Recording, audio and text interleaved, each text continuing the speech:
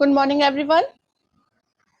तो आज हम जो अपना नया जो पाठ शुरू कर रहे हैं, जो हम नया पाठ प्रारंभ कर रहे हैं, वो है हमारा कृतिका भाग 2 से एक हम कहानी शुरू करने जा रहे हैं। ठीक है, कृतिका भाग 2 से हम लोग कहानी शुरू करने जा रहे हैं। तो कहानी है हमारी पाठ नंबर 1, माता का आंचल। ठीक है, पाठ नंबर 1, माता का आंचल, ये है कहानी। और इसके जो रचयिता है, जो इसके लेखक हैं, वो है शिव पूजन सहाय जी। इसके लेखक का नाम है शिव पूजन सहाय जी। तो पहले मैं आप लोगों को इस कहानी में क्या है, ये कहानी किस प्रकार की है, वो आपको क्लियर कर दूं। तो कहानी कुछ इस प्रकार है कि एक बालक है जो अपनी माता से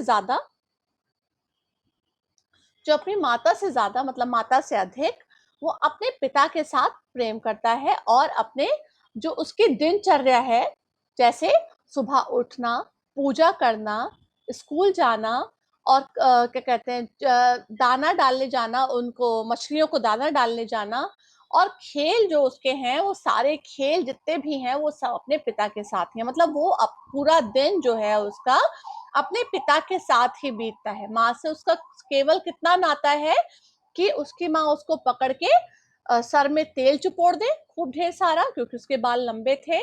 ठीक है, और उसके चुटिया बना के उसमें नीचे फुंदला लटका दे, उसको अच्छे से वस्त्र पहना दे कृष्ण जी की तरह, और या उसको अच्छे से खाना खिला दे। पहला तो वो अपने पिता के साथ ही खाना खाने बैठता है, किंतु माँ को जब सब्र नहीं होता कि मेरे पुत्र का पेट नहीं भरा होगा, तो वो जबरदस्ती उसको खाना खिलाती हैं। और क्या कहकर खिलाती हैं कि ये पक्षी हैं, कि ये कबूतर का ये कौर है, ये कौर गौरैया का कौर है, ये चिड़िया का कौर है, ऐसे कौर करके नाम रख देती हैं उनके, और कहती हैं अगर तुम नहीं खाओगे तो ये सारे तुम्हारा जो खाना है वो उड़ जाएगा। तो बच्चा जो है इस खेल खेल में उस खाने को खा लेता है। तो यहाँ पर सिर्फ अपनी माँ से उसका इतना ही लगाव है, और उसका पूरा वक्त जो है अपने पिता के साथ ही बीतता है। तो ये कहानी पूरी इसी के ऊपर है। किंतु लास्ट में, अंत में क्या होता है कि ये जो बच्चा है, जो अपने पिता के साथ पूरा समय व्यतीत करता है, उसको अंत में एक खेत में सांप दिख जाता है। वो सांप देखने के बाद वो बच्चा इतना घबरा जाता है कि वो गिरता पड़ता, कभी झाड़ियों में गिर रहा है, कभी कांटों में गिर रहा है, और वो अपने घर पहुंचता है। जबकि उसका पूरा समय पापा के साथ, अपने पिताजी के साथ व्यतीत होता है, उसका लगाव अपने पिताजी के साथ है, किंतु अपने पिताजी को देखते हुए भी वो सीधा अपने घर के अंदर की ओर भागता है, जहां उसकी माँ होती है, और माँ से जाकर वो चिपट जाता है। और जैसे अपनी माँ को वो चिपट जाता है, उसकी माँ भी उसको अपने सीने से लगा लेती है, और उसको उसका रोना देखकर माँ का भी रोना छूट जाता है। और पिता के पूछने पर भी, पिता से कहने पर भी कि तुम मेरी गोदी में आ जाओ, वो अपनी माँ को नहीं छोड़ता, अपनी माँ से ही चिपटा रहता है। उसको अपनी शांति जो होती है, जो सुकून होता है, वो अपनी माँ के पास मिलता है। इसलिए इस पाठ का नाम जो रखा है, माता का आंचल रखा गया है। जबकि बच्चे का पूरा जो खेल कूद से लेकर हर कार्य उसके पिता के साथ होता है, किंतु इस पाठ का नाम माता का आंचल इसलिए रखा गया है कि अंत में जो बच्चे होते हैं, जब वो उनको सच में कहीं चोट लग जाए या किसी तरीके की परेशानी हो, तो उनका सबसे पहला जो नाम मुंह पे आता है वो आता है माँ का। तो यहाँ पर यही दिखाने का, यहाँ जो लेखक हैं उन्होंने यही बताने का प्रयास किया है। और ये जो लेखक है शिव पूजन सहाय जी, ये इनकी अपनी कहानी है, ये उनकी अपनी खुद की कहानी है। ठीक है, तो आज हम इसको पढ़ना शुरू करेंगे। और मैं सब बच्चों से बोल रही हूँ कि अपनी अपनी बुक्स निकाल लीजिए, क्योंकि मैं बीच बीच में रीडिंग के लिए आप लोगों से भी बोलूंगी, आप लोगों को भी रीड करना होगा। ठीक है, तो अपनी अपनी बुक्स खोल के रखिएगा, जहां मैं कहती हूँ पढ़ने के लिए, जहां से वहां से आप लोग शुरू कीजिएगा। ठीक है, तो अपनी बुक्स में सब लोग देखिए, कहानी शुरू होती है माता का आंचल, और लेखक है शिव पूजन सहाय जी। जहां लड़कों का संग तहां बाजे मृदंग, जहां बुढ़ों का संग तहां खर्चे का तंग। तो यहाँ पर बताया है, मतलब ये जो लाइनें हैं, इसमें बहुत बड़ी बात कह दी गई है कि जब बच्चे होते हैं, उनको किसी चीज की फिक्र नहीं होती है कि घर में क्या खर्चा होना है, कैसे होना है। मतलब सब अगर मिल जाए तो कितना हंसी ठट्ठा कर डाले, पूछो नहीं। और जहाँ बुड्ढों का संग तहाँ खर्चे का तंग। तो जहाँ बड़े मिल जाते हैं, जहाँ बुढ़े लोग होते हैं, वहां वो लोग क्या बात करते हैं दीन दुनिया की, कि आजकल खर्चे कैसे चलेंगे, कितनी महंगाई बढ़ गई है, और इन सब चीजों से बच्चों को कोई मतलब ही नहीं होता। तो यहाँ बोला गया है जहाँ लड़कों का संग तहाँ बाजे मर्दंग। मर्दंग का मर्दंग एक इंस्ट्रूमेंट होता है बेटा। जो हिंदी जो संगीत होता है, हमारा हिंदुस्तानी संगीत, उसमें एक इंस्ट्रूमेंट होता है मृदंग। ढोलक की तरह होता है, लेकिन उसका जो साउंड होता है वो बहुत ही ढोलक से अलग होता है। तो उस मृदंग, उसको यहाँ पर मृदंग बताया गया है। जहाँ लड़कों का संग तहाँ बाजे मृदंग, मतलब वहां पर खूब हंसी ठट्टा होना ही होना है। और जहाँ बुढ़ों का संग तहाँ खर्चे का तंग। तो वहां पर बताया गया है कि जहाँ बुढ़े होते हैं वहां पर वो सिर्फ घर बाहर की महंगाई की और कैसे खर्चे चलेंगे यही बातें करते हैं। ठीक है। हमारे पिता तड़के उठकर, तड़के मतलब सुबह सुबह उठकर, हमारे पिता तड़के उठकर निबट नहाकर पूजा करने बैठ जाते थे। हम बचपन से ही उनके अंग लग गए थे। अंग लग गए थे मतलब हम उनके साथ ही साथ रहते थे, अपने पिताजी को नहीं छोड़ते थे। ठीक है। हम बचपन से ही उनके अंग लग गए थे।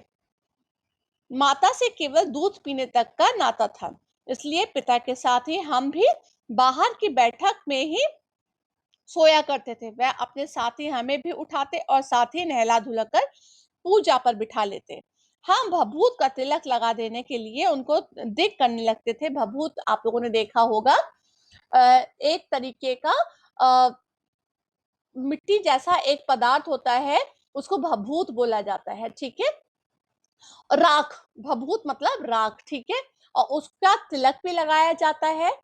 तो यहाँ पर वही बता रहा है बच्चा कि कुछ हंसकर, कुछ रुलाकर और कुछ डांटकर वह हमारे चौड़े लिलार मतलब जो माथा होता है, मस्तक में त्रिकुंड कर देते। त्रिकुंड मतलब जो 3 उंगलियां जो बीच की होती हैं, उससे जब स्लीपिंग लाइन माथे पर खींच दी जाए, मतलब आपने देखा होगा शंकर जी का जो टीका होता है वो त्रिकुंड आकार का होता है। मतलब जो स्लीपिंग लाइंस होती हैं, लेटी हुई लकीरें, वो खींच दी जाती हैं। ठीक है।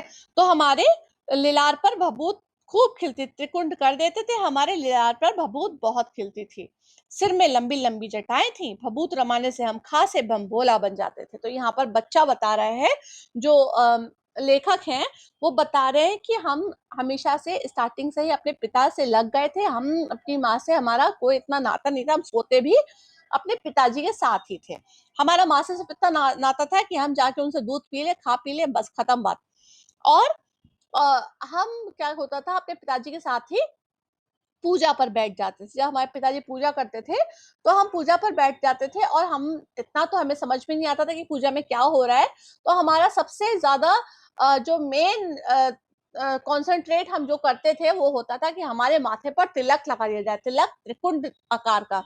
ठीक है। तो हमारे पिताजी हमारे मस्तक पर, हमारे ललार पर क्या है, त्रिकुंड आकार का टीका खींच देते थे, और जिसमें हम बहुत खूब सजते थे, मतलब हम उसमें बहुत अच्छे लगते थे। हमारे चेहरे पर वो टीका बहुत सुंदर लगता था, और हमारे बाल तो बड़े थे ही। ठीक है। तो हमारे जैसे जब हमारे टीका लगता था, हम खासा भोलानाथ लगते थे, बम भोला बन जाते थे। पिताजी हमें बड़े प्यार से भोलानाथ कहकर पुकारा करते थे, पर असल में हमारा नाम था तारकेश्वर नाथ। तो इसको आप लोग अंडरलाइन कर लीजिए। पिताजी क्या कहकर पुकारते थे? भोलानाथ कहकर पुकारते थे। पिताजी भोलानाथ कहकर पुकारते थे, और असल में नाम क्या था? तारकेश्वर नाथ। असल में नाम था तारकेश्वर नाथ।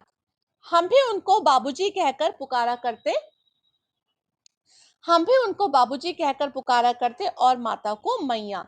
तो इसको आप लोग अंडरलाइन कर लीजिए। पूछा जा सकता है शॉर्ट क्वेश्चन में आपके कि जो लेखक है, जो बच्चा है, वो बालक भोलानाथ अपने पिता को और अपनी माता को क्या कहकर बुलाते थे? तो यहाँ पर पिता को बाबूजी और माता को मैया कहकर बुलाते थे। जब बाबूजी रामायण का पाठ करते, तब हम उनकी बगल में बैठे बैठे आईने में अपना मुंह निहारा करते। मतलब जब पिताजी रामायण का पाठ कर रहे हैं, तो बच्चा क्या कर रहा है? बैठा बैठा अपना शीशे में मुंह देख रहा है। जब वह हमारी ओर देखते, तब हम लजाकर और मुस्कुराकर आईना नीचे रख देते, वह भी मुस्कुरा जाते।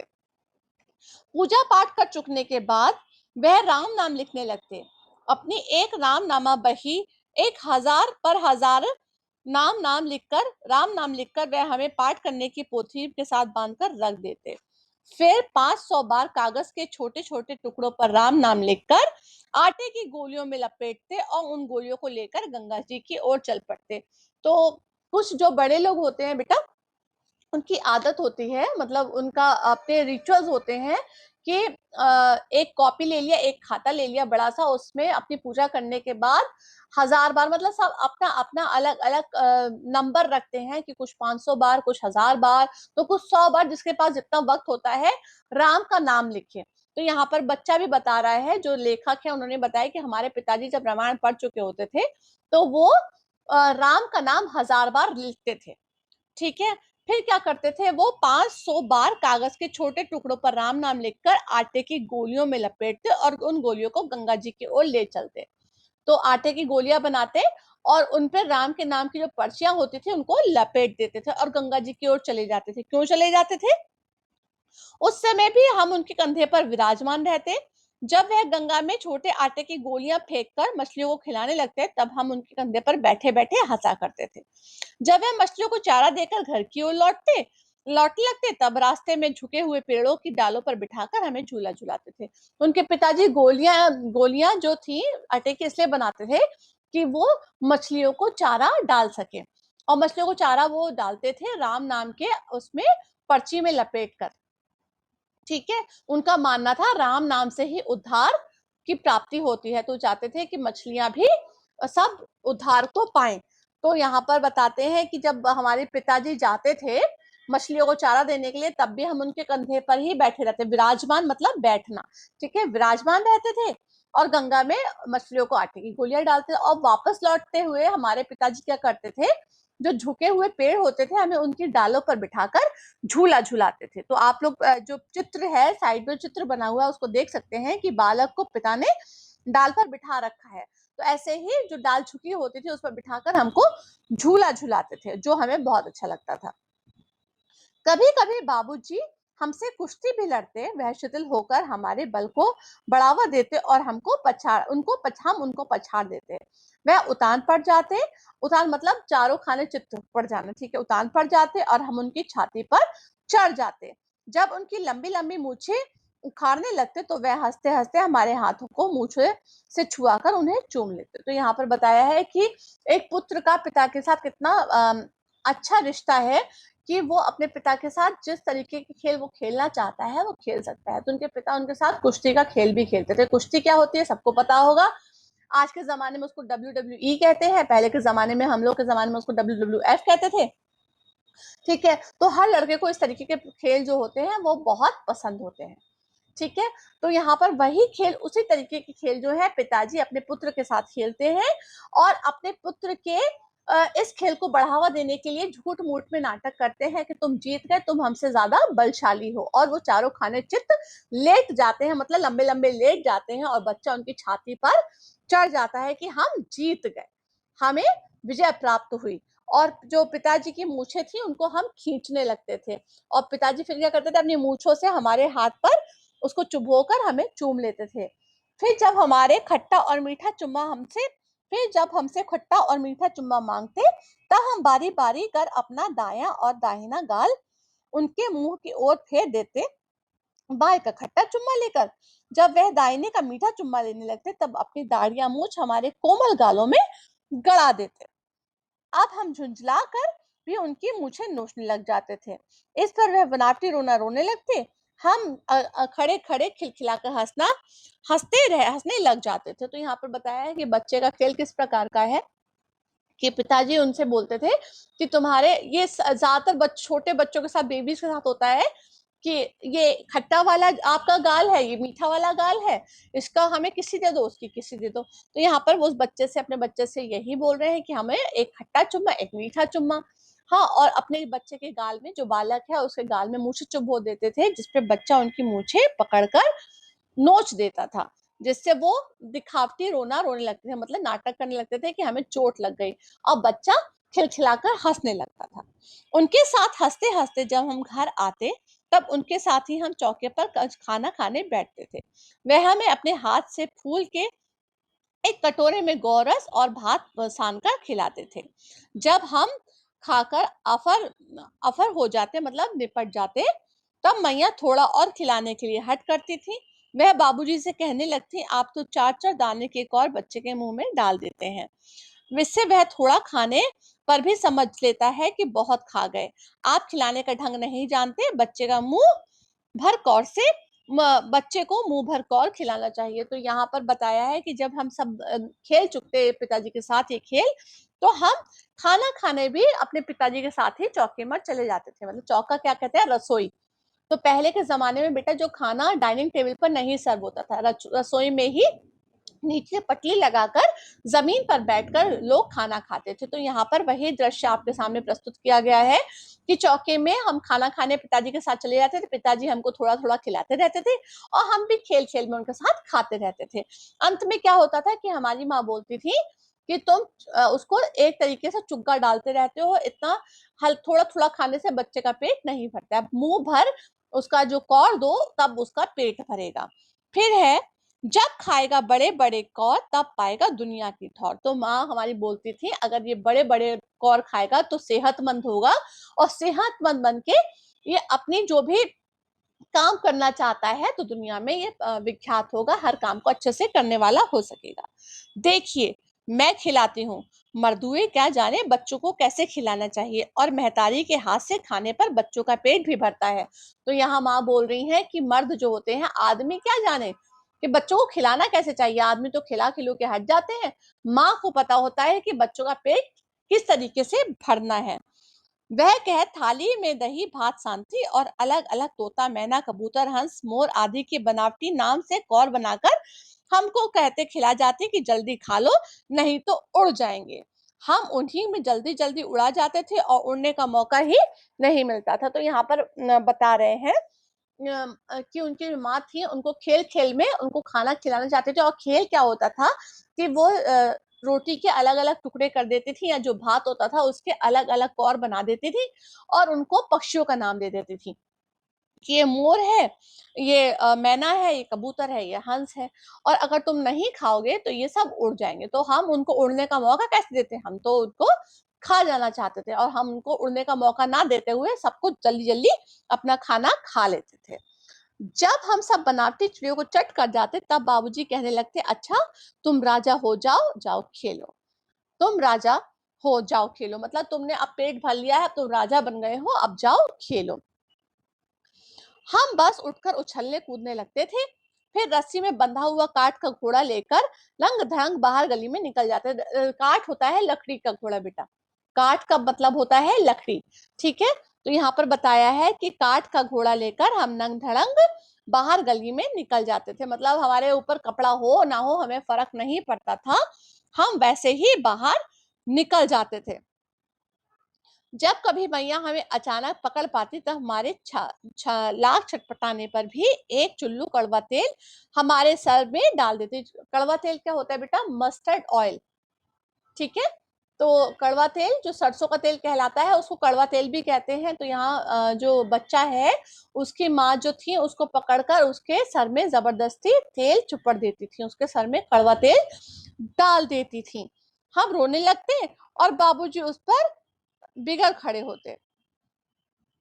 वह हमारे सिर में तेल बोत कर हमें उबट कर ही छोड़ती थी। मतलब पिताजी के नाराज होने के बाद भी, क्योंकि हम छटपटाते थे, हम नहीं लगवाना चाहते थे तेल, तो हमारे पिताजी को भी अच्छा नहीं लगता था कि हमारी माँ हमारे साथ जबरदस्ती कर रही हैं, तो वो भी उनको डांटने लगते थे। लेकिन हमारी माँ कहाँ मानने वाली थी, वो तो तेल डालकर हमारी चोटी बनाकर अच्छे से तभी हमको छोड़ती थी, ठीक है।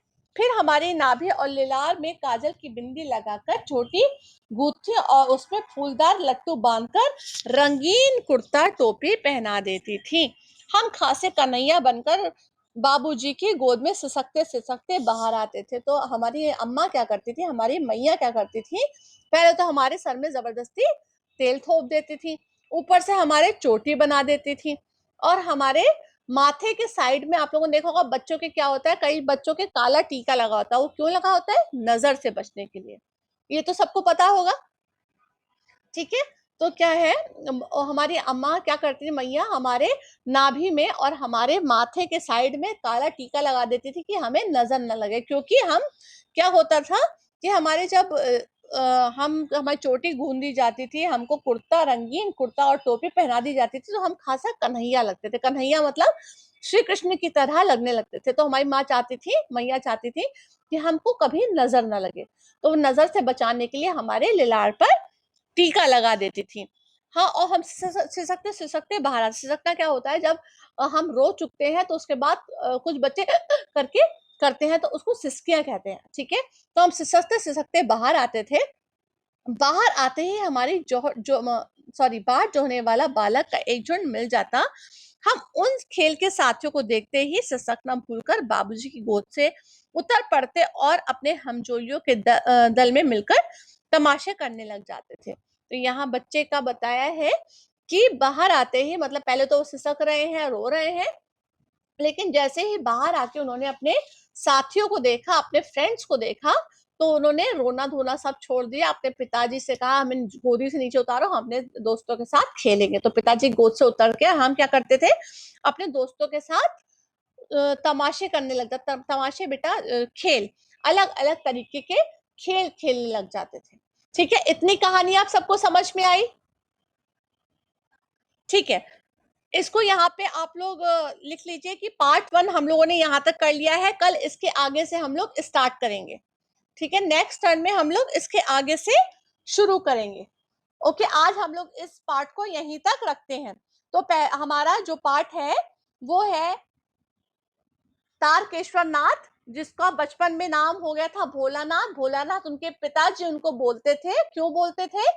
क्योंकि जब वो पूजा में उनके पास बैठते थे, उनका पुत्र जब उनके पूजा में पास बैठता था, तो उनको जिद करता था कि मेरे लिलार पर, मेरे माथे पर टीका लगा दे, त्रिकुंडाकार खींच दे। तो वहां पे पिताजी क्या करते थे, भभूत का त्रिकुंडाकार उनके माथे पर खींच देते थे। क्योंकि बच्चे के बाल बड़े थे, तो वो खासे उस टाइम भोलानाथ लगते थे। भोलानाथ कहकर उनके पिताजी उनको बुलाते थे प्यार से, तो उनका नाम ही भोलानाथ पड़ गया था। और यहाँ पे बता रहे हैं कि हमारा उठना बैठना, खाना पीना, हम सब कुछ अपने पिताजी के साथ ही करना चाहते थे, क्योंकि हम बचपन से पिताजी के अंग लग गए थे। मतलब हमारा जो मन लगता था हमारे पिताजी के साथ ही लगता था। माँ के पास जाना कितना होता था, सिर्फ दूध पीने तक, खाना खाने तक हमारा माँ के पास जाना होता था। हमारा पूरा समय जो होता था हमारे पिताजी के साथ ही व्यतीत होता था। हमारे पिताजी मछलियों को चारा डालने जाते थे। जो गोलियां होती थी उन पर नाम राम की पर्ची बंधी होती थी, और हम मछलियों को चारा डालते थे, तब भी हम अपने पिताजी के कांधे पर ही बैठे होते थे। और लौटते हुए हमारे पिताजी हमको जो झुके हुए पेड़ होते थे उनकी डालियों पर बिठाकर हमको झूला झुलाते थे, जो हमें बहुत ही अच्छा लगता था। फिर हम अपने पिताजी के साथ खेल खेलते थे कुश्ती का। हम उनको कुश्ती में हराना चाहते थे, और हमारे पिताजी दिखाते थे कि हम उनसे ज्यादा ताकतवर हैं, तो वो लंबे लंबे लेट जाते थे, हम उनके सीने पर सवार हो जाते थे और उनको दिखाते थे कि वो हार चुके हैं, और उनकी मूछों को खींचते थे। तो उनके फिर उसके बाद वो अपनी मूछें हमें चुभो देते थे और हम हंसने लगते थे। कभी वो कहते थे हमें दाएं गाल पर चुम्मा दो, कभी कहते थे बाएं गाल पर चुम्मा दो, और उसमें हमें हमारे गालों पर अपनी मूछें चुभोते थे और हम उनकी मूछें नोच देते थे, जिससे वो दिखावटी रोना रोते थे। और ये देखकर हमें बहुत हंसी आती थी। हम खाना भी अपने पिताजी के साथ ही खाना चाहते थे। जो हमारे पिताजी हमको छोटे छोटे कौर देते थे, हम खाते जाते थे। किंतु जब हम खा चुकते तो हमारी माँ कहती थी कि ऐसे कौर से बच्चों का पेट नहीं भरता, मर्द क्या जाने बच्चों को खिलाना। तो ये माँ के हाथ से ही बच्चों का पेट भरता। तो हमारी माँ क्या करती थी, हमको फिर बिठा लेती थी, और जो हमारा भात होता था उसके अलग अलग कौर बना के उनको चिड़ियों का नाम दे देती थी, और कहती थी अगर हम नहीं खाएंगे तो ये उड़ जाएंगे। तो हम अपना मुंह खोल देते थे और सारे कौर खा लेते थे। फिर उसके बाद हमारी अम्मा क्या करती थी, हमारे सर में हमें जबरदस्ती पकड़कर तेल चुपोड़ती थी, कड़वा तेल, जो हम नहीं लगवाना चाहते थे। हम रोने लगते थे और हमारे पिताजी भी गुस्सा करते थे, लेकिन माँ सब पिताजी का गुस्सा साइड में रखकर हमारे सर में तेल लगाकर ही मानती थी, और हमारी चोटी गूंथ कर उसमें एक छोटा सा लट्टू लटकाकर हमको रंगीन कुर्ता और धोती पहनाकर हमको खासा कृष्ण बना देती थी। हाँ, और हम सिसकते-सिसकते पिताजी की गोद में बाहर आते थे, लेकिन अपने दोस्तों को देखते ही हम सब अपना रोना भूल जाते थे और उतरकर अपने दोस्तों के साथ खेलना शुरू कर देते थे, अलग-अलग तरीके के खेल। तो यहाँ तक हमारी कहानी थी, अब कल हम इसको आगे से शुरू करेंगे। Okay class, bye bye, have a nice day beta. Welcome बच्चे, बाय बाय।